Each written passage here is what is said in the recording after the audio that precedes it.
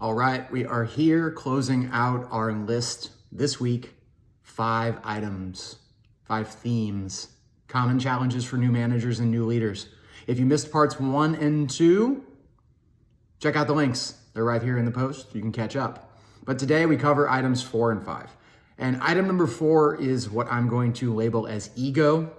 And then item number 5 is communication. And so ego dovetails well off of our discussion yesterday.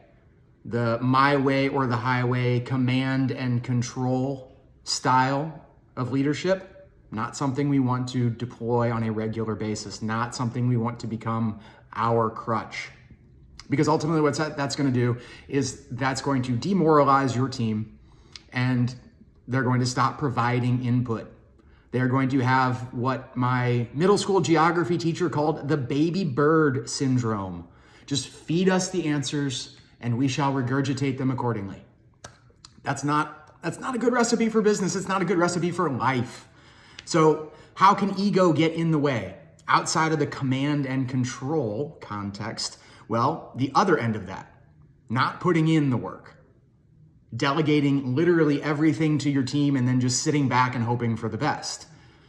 Also not a good way to build the credibility that you need among your team, not a way to build that loyalty and that trust. Now, if you're just passing all of the accountability onto the team, well, they're going to see that pretty quickly, and you're not going to be somebody that they want to follow.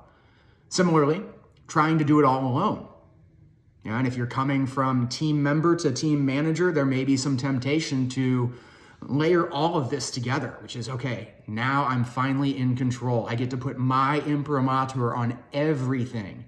And if people don't want to do it, well then fine, I will just do it myself. Great, what happens here? Once again, you have totally alienated your team and you are going to be careening towards a very strong likelihood of burnout because you're going to be doing far more work than you should be doing. So don't try to do it all alone. And then similarly, another issue that we talked a little bit about yesterday, which is taking credit, deflecting blame. That's not what we want. As a leader, unfortunately, you're kind of in the opposite position. You've got to push credit off to your team, and you've got to accept the blame when the outcomes are not what you, as a leader or manager, were responsible for. So that's ego. That's how it gets in the way with new managers. Number 5, communicating. And this is foundational to everything. And I will just put this in one very succinct sentence. You're going to have to get comfortable having difficult conversations with people. Period, full stop. Go back and check out the book, Radical Candor by Kim Scott. It is an extraordinary roadmap for how leaders can do a better job communicating, especially when it's difficult, because that is when good, honest, direct communication is the most important.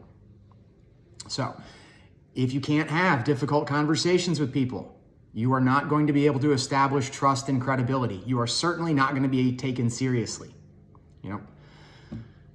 It doesn't mean being a jerk though. And this goes into radical candor. You have to realize that you're dealing with people. They have feelings, they have emotions. None of us like to screw up.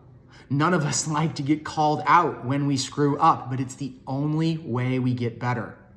So, failure is going to happen. Use it as a learning opportunity. But then if failure becomes a consistent issue, you're going to have to make that difficult decision and you're going to have to let somebody go or move them off of a project because they can't deliver the results. But if you're not communicating those expectations, those deliverables up front, if you're trying to run from those difficult conversations, then that falls back on you as the leader, as the manager. So communication, it can be a way to avoid many of these issues, or it can be, unfortunately, when bad communication occurs, it takes us down these other issues. You communicate ineffectively, and so, oh gosh, I got to pull all of this away and I have to fix it all myself. Or I've got to jump in and start laying down the law because things aren't being done properly. Go back before you start pressing a button that can't be unpressed. before you go that route, ask yourself and ask your team, are we communicating effectively? Am I articulating what needs to be done? And is there understanding and comprehension on the other end? Because it may sound clear to you. You may know, okay, that's it. That's what we're doing. But have your people communicate it back to you. What, again, are we trying to accomplish? So that we are on the same page. Get that stuff done on the front end. Because as organizational and team complexity grows, these problems will get bigger and their impacts will be magnified. So, you can get these 5 concepts down as a new manager, new leader, you're going to be on a good path. But definitely check out Radical Candor from Kim Scott. That is a fantastic book about good, effective communication and how to integrate that into your management style, into your leadership style. So that's 4 and 5 today. Watch out for that ego and make sure that you are communicating really, really well with your team and with your superiors as well. Good communication can really be a problem avoidance method. And problem avoidance is way better than problem solving. So that's 4 and 5. That's our list for this week. As always, really appreciate your time. Thanks for watching.